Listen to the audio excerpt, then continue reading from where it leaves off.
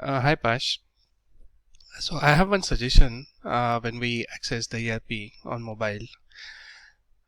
So we have this main menu um, from where we can access all the menus like customer, vendor portal, uh, accounting, everything.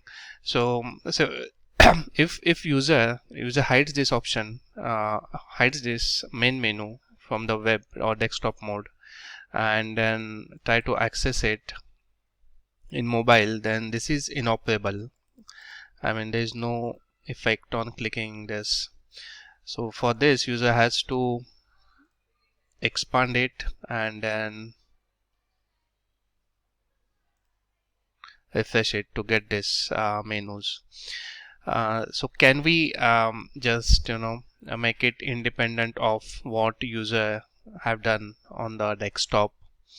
Because I mean, if user cannot access it from the mobile, then it would be difficult to navigate any of the page in the system to mobile. So they again have to go in the desktop mode and show this menu and then come back to the mobile and can access it.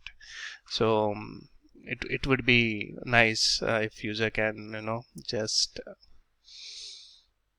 have this enabled all the time, irrespective of what have done on the desktop mode.